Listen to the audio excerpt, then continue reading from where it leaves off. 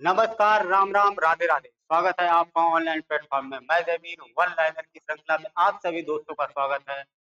जैसा कि हम लोगों ने वन लाइनर की एक श्रृंखला स्टार्ट की थी 2000 क्वेश्चनों की, उसी को आगे कंटिन्यू करते हैं और बने रहिए चैनल के साथ में, हंसते रहिए, मुस्कुराते रहिए। कि बहादुर रौंद कर तूफान दरिया पार जाता है, कि बहादुर रौंद कर तूफान दरिया पार जाता है, भंवर में वही फंसता है जो हिम्मत हार जाता है, भंवर में वही फंसता है जो हिम्मत हार जाता है। तो आइए दोस्तों, सभी लोगों से आग्रह है कि आप लोग चैनल को पहली बार अगर विजिट कर रहे हो तो लाइक, कमेंट और सब्सक्राइब जरूर कर लेना। और उसके साथ साथ में आप लोग, अगर आप वनडे एग्जाम की या किसी भी एग्जाम की, किसी भी स्टेट के एग्जाम की तैयारी करना चाहते हैं तो हमारा एक एप्लीकेशन है एग्जाम वेब के नाम से। अगर प्ले स्टोर पर जाइएगा और वहां से आप डाउनलोड करके और अच्छी तरीके से तैयारी कर सकते हैं।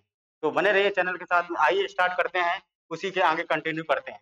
देखिएगा, हम लोगों ने 1887 यहाँ तक मैंने क्वेश्चन करा दिए थे। यानी भारत की प्रथम महिला लोकसभा अध्यक्ष, भारत की प्रथम महिला लोकसभा अध्यक्ष कौन थी? तो महिला लोकसभा अध्यक्ष बेटा मीरा कुमार, मीरा कुमार थी पहली महिला लोकसभा अध्यक्ष। अगर पुरुषों की बात करेंगे तो गणेश वासुदेव मावलंकर, गणेश वासुदेव मावलंकर पहले लोकसभा स्पीकर थे। अंग्रेज देखिएगा, पिग्मी एक जनजाति है बेटा, पिग्मी जनजाति का निवास क्षेत्र कहाँ है? ठीक, जैसे एस्किमो है ऐसे पिग्मी है, तो पिग्मी जनजाति का निवास क्षेत्र बेटा कहाँ पर है? तो कांगो बेसिन में। कहाँ पर है? कांगो बेसिन में पिग्मी जनजाति का निवास स्थान। भारत की कौन सी नदी मानसरोवर झील के निकट निकलती है?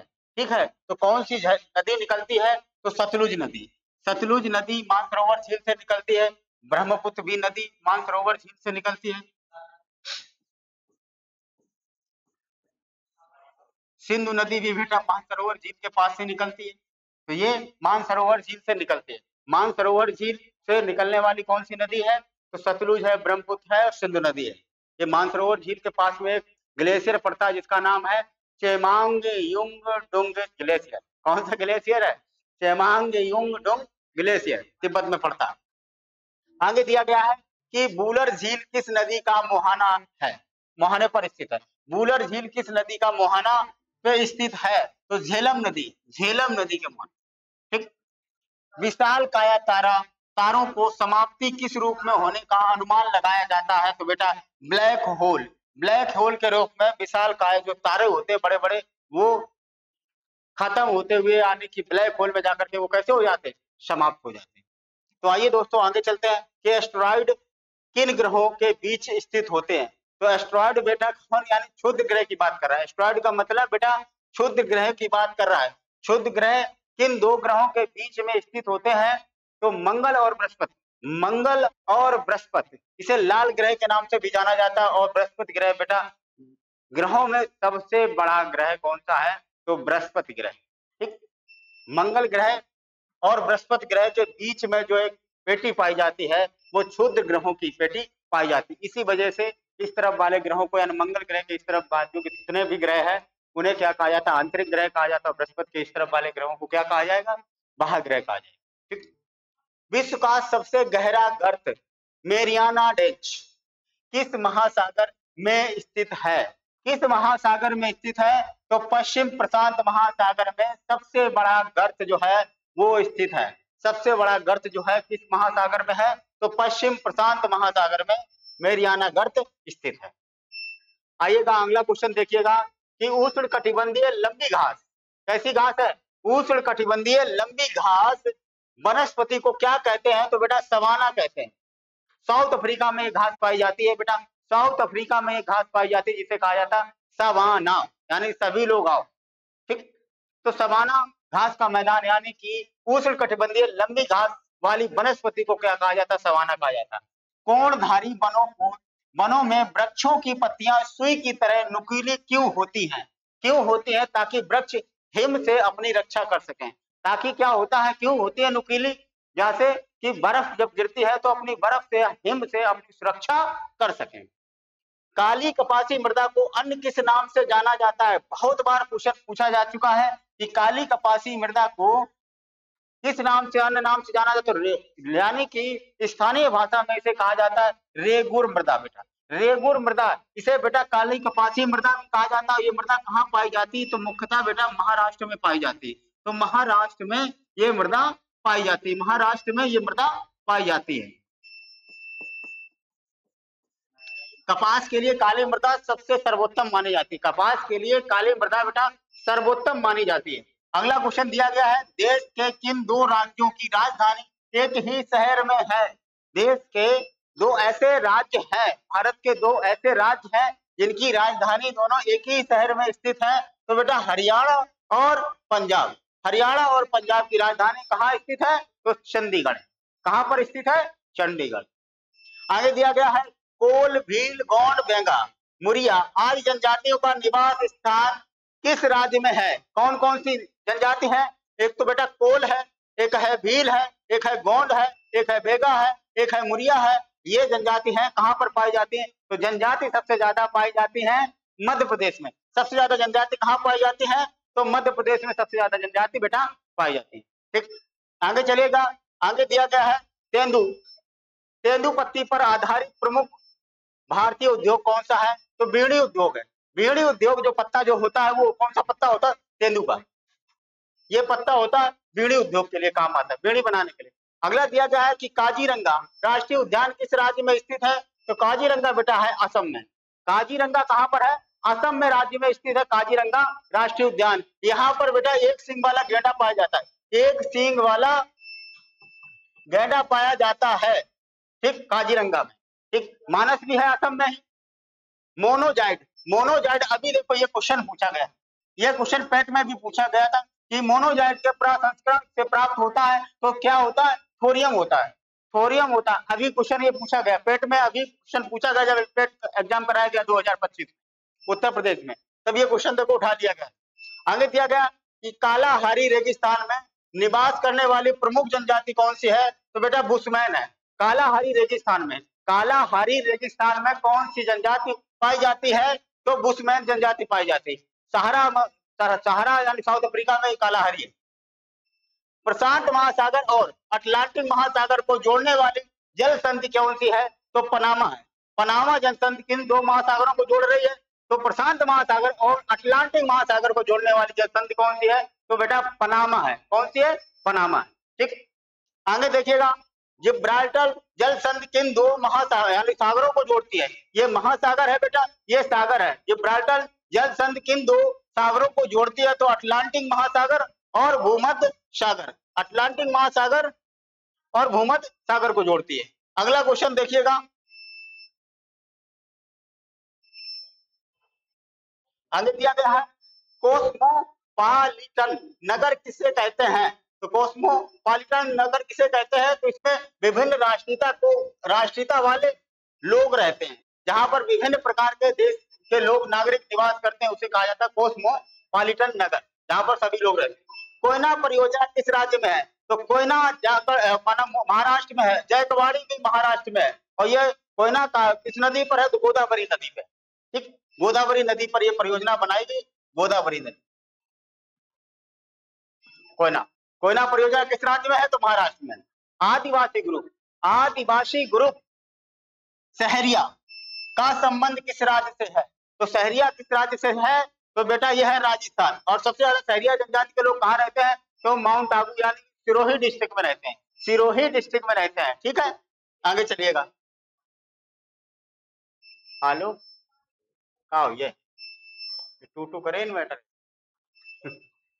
आगे दो चार क्वेश्चन और सोच रहे करा कि भद्रावली इस्पात है केंद्र किस नदी पर है? तो तुंगभद्रा, तुंगभद्रा नदी पर है, तुंगभद्रा नदी पर बेटा है। और विश्व का सबसे गहरा गर्त मैरियाना गर्त किस महासागर में स्थित है?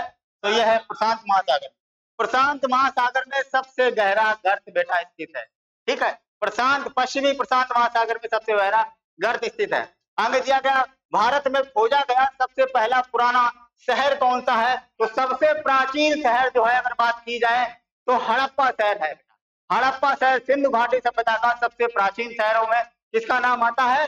तो हड़प्पा शहर आता है। ठीक, इसी खुदाई कब होती? 1921 में होती। स्वराज मेरा जन्म सिद्ध अधिकार है, किसने कहा? यानी स्वराज हमारा जन्म सिद्ध अधिकार है, ये किसने कहा बेटा? तो किसने कहा? तो ये कहा बाल गंगाधर तिलक ने। बाल गंगाधर तिलक ने ये बात कही कि भारत में अशांति का जनक किसके द्वारा कहा जाता है?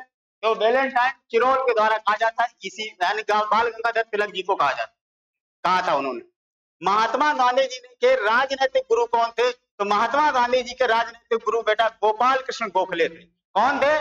गोपाल कृष्ण गोखले के कहने पर ही महात्मा गांधी जी राजनीति में आते हैं और सबसे पहले कांग्रेस को कब ज्वाइन करते हैं? तो 1916 में लखनऊ अधिवेशन होता है 1916 में, वहीं पर महात्मा गांधी पहली बार भारतीय राष्ट्रीय कांग्रेस में ज्वाइन होते हैं।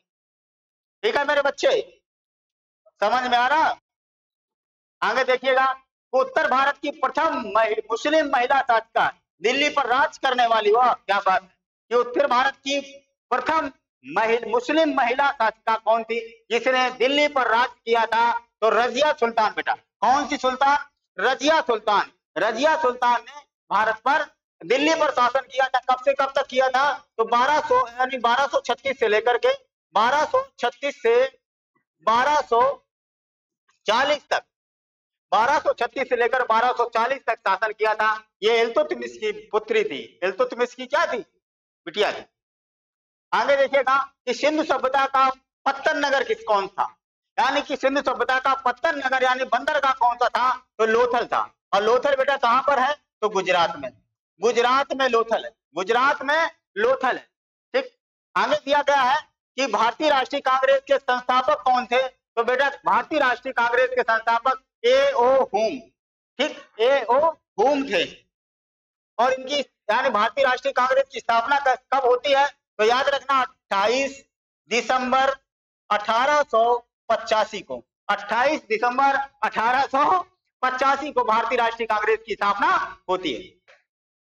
आगे दिया गया है कि महात्मा बुद्ध द्वारा दिए गए प्रथम उपदेश को कहा जाता है। महात्मा गांधी जी ने जब प्रथम उपदेश दिया था तो महात्मा बुद्ध ने प्रथम जब उपदेश दिया था तब उसे क्या कहा गया? धर्म चक्र परिवर्तन कहा गया।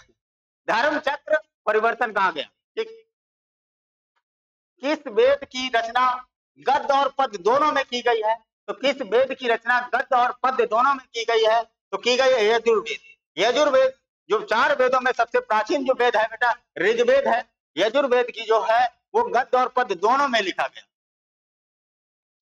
आइए एक और क्वेश्चन देखते हैं कि भारत में पहला समाचार पत्र किसने शुरू किया था?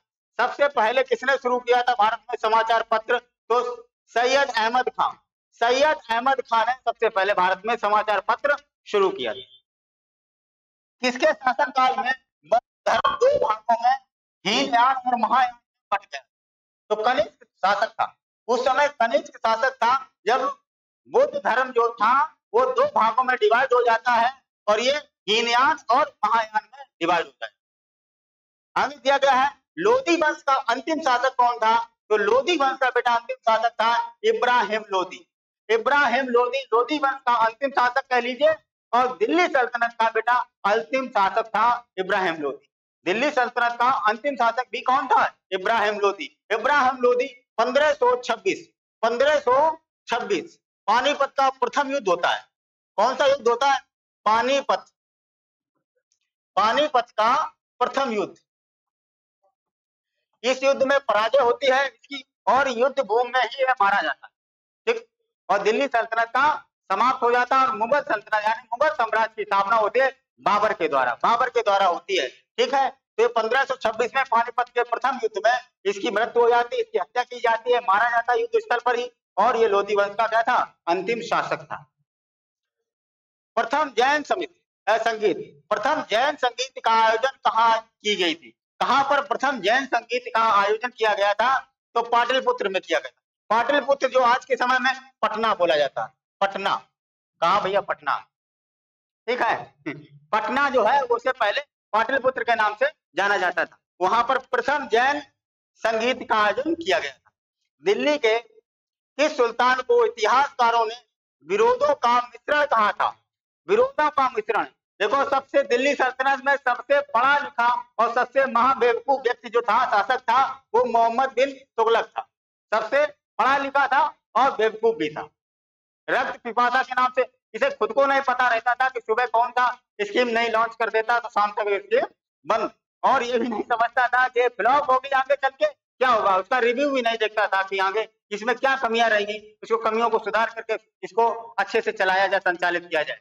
बस कोई भी वो हुआ, हटाओ, बंद करो इसको। बहुत सारी इसने स्कीमें चलाई, बहुत सारे कार्य ऐसे किए, बहुत अच्छे कार्य करने के लिए इसने सोचा, मगर ये कार्य इसके एक भी अच्छे नहीं हो पाए, क्योंकि हो ही नहीं पाते थे। इसकी जो व्यवस्थाएं थी वो अच्छी ठीक से नहीं थी। तो मोहम्मद बिन तुगलक, गयासुद्दीन तुगलक का लड़का था, जिसका नाम था बचपन का जूना खां। ठीक है, जूना खां। तो मोहम्मद बिन तुगलक का नाम है। आगे देखिएगा, ऋग्वैदिक काल समाज की सबसे छोटी इकाई, ऋग्वैदिक काल की समाज की सबसे छोटी इकाई कौन सी थी? तब बेटा कुल थी, कुल या कह लीजिए परिवार। ठीक, और सबसे बड़ी राजा, महाजनपद। ठीक, राजा। आगे दिया गया कि किस शासक के पास शक्तिशाली नौसेना थी? किस शासक के पास में शक्तिशाली नौसेना थी? ठीक, तो चोल शासक। ठीक, आगे दिया गया है कि संकीर्तन प्रथा के जन्मदाता कौन थे? तो संकीर्तन प्रथा के जन्मदाता कौन थे? तो ये बेटा थे चैतन्य। कौन थे? चैतन्य थे।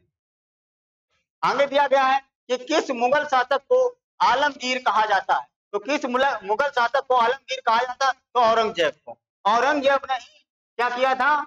बहुत सारे अत्याचार किए थे। हाँ, औरंगाबाद में इसने काला ताजमहल भी बनवाया, अपने पिताजी को 16 साल तक कैद में भी रखा। तो औरंगजेब ने जजिया कर भी लगाया था। और एक बात बताइए कि शहीद आजम उपाधि से किसने सम्मानित किया था? तो शहीद आजम उपाधि से किसे सम्मानित किया गया था? भगत सिंह को। भगत सिंह को। अगर कायदे आजम की बात करोगे तो मोहम्मद अली जिन्ना, मोहम्मद अली जिन्ना, जो पाकिस्तान का सूत्रधारक था या जन्मदाता था। ठीक, साइमन कमीशन के विरोध प्रदर्शन के दौरान किए गए लाठीचार्ज में किस राजनेता की मृत्यु हो जाती है? तो साइमन कमीशन बेटा कब गठन होता है? तो 1927 में होता है। भारत कब आता है? तो 1928 में आता है। और बंबई में जब लाला लाजपत राय ने इनका जम के विरोध किया तो इन पे लाठियां चार्ज हुई, तो सर में चोट लगने के कारण बाद में इनकी क्या हो जाती? मृत्यु हो जाती है। आगे दिया गया, वहाबी आंदोलन के प्रवर्तक कौन थे? तो सैयद अहमद वहाबी आंदोलन के प्रवर्तक माने जाते हैं। आगे देखिएगा कि किस स्थान पर बौद्ध ने महापरिनिर्वाण प्राप्त किया? यानी कि इनकी मृत्यु कहां पर होती है? तो कुशीनगर, यानी कुशीनगर जो आज का समय है, या उसे पहले बोला था कुशीनारा, यहाँ पर इनकी मृत्यु होती है। इसी मृत्यु के समय इसे क्या कहा जाए? महापरिनिर्वाण। जब पहला उपदेश दिए गए तो धर्म चक्र परिवर्तन, ठीक, और जब मृत्यु हो गई तो महापरिनिर्वाण कहा जाए। कांग्रेस के प्रथम अधिवेशन की अध्यक्षता किसने की थी? तो व्योमेश चंद्र बनर्जी ने की थी। व्योमेश चंद्र बनर्जी ने पहला जो कांग्रेस, भारतीय राष्ट्रीय कांग्रेस का अधिवेशन होता है तो कहां पर होता? बंबई में होता। ठीक है, 1885 में। भगवान नटराज का प्रसिद्ध मंदिर किसमें भारतनाट्यम शिल्प कला कहाँ स्थित है? तो चिदम्बरम में। कहां पर? चिदम्बरम। आगे दिया गया, महात्मा बुद्ध ने उपदेश देने हेतु किस भाषा का प्रयोग किया था? बहुत अच्छा क्वेश्चन है। किस भाषा का प्रयोग किया था? तो पाली। किस भाषा का प्रयोग किया था? और जैन धर्म की बात करेंगे तो बेटा जैन धर्म में प्राकृत भाषा में उपदेश दिए गए, और महात्मा बुद्ध ने पाली भाषा में उपदेश दिए। आगे दिया गया कि कुतुब मीनार के कार्य को किस शासक के द्वारा पूर्ण कराया गया? किसने कुतुब मीनार को पूरा करवाया? तो इल्तुतमिश ने करवाया। यानी कि ये इसे गुलामों का गुलाम भी कहा जाता है, क्योंकि ये कुतुबुद्दीन ऐबक का गुलाम।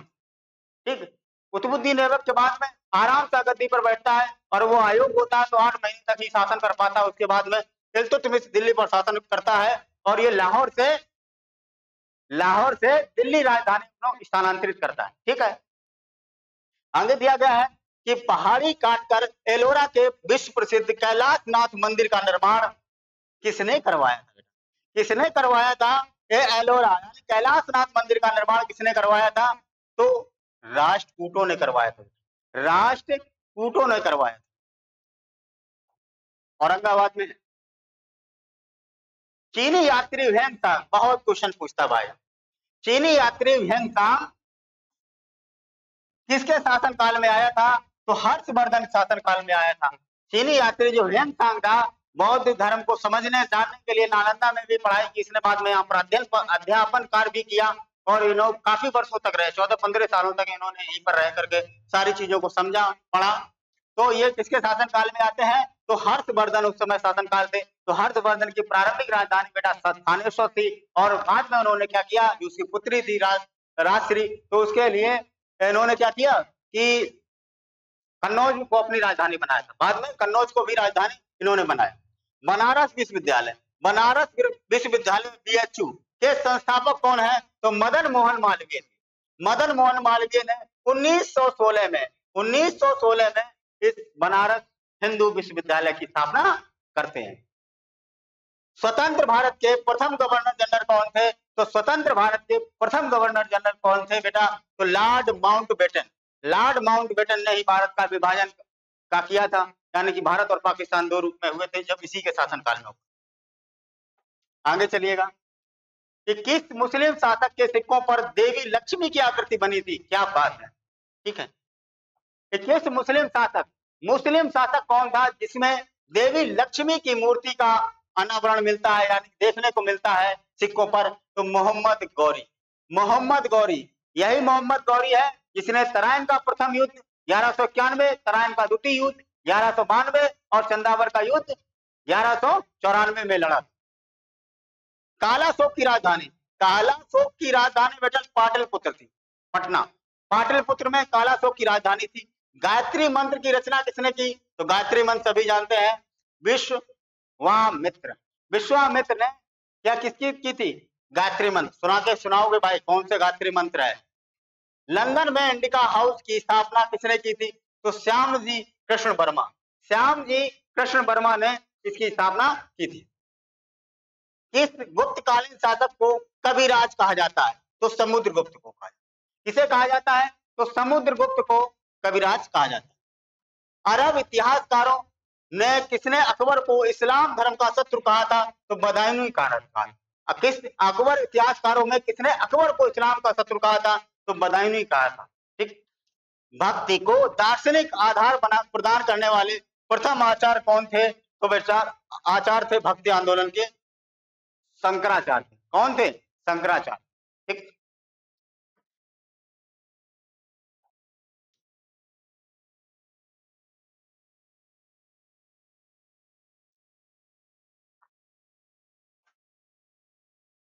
कितने हैं कुछ नहीं, प्राइम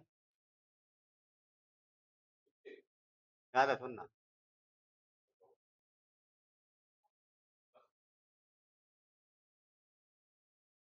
चलो 2-3 और। लंदन में इंडिया हाउस की स्थापना किसने की थी? तो लंदन में यानी इंग्लैंड में, लंदन में इंडिया हाउस की स्थापना किसने की थी? तो किसने की थी? श्यामाजी कृष्ण वर्मा ने। श्यामाजी कृष्ण वर्मा ने लंदन में इंडिया हाउस की स्थापना की। किस गुप्तकालीन शासक को कविराज कहा जाता? तो समुद्रगुप्त को कहा जाता, ठीक। यहां तक तो हो गए थे शायद। आगे देखो, किस नगर को सिराज ए हिंद कहा जाता है? क्या कहा जाता है? सिराज ई हिंद।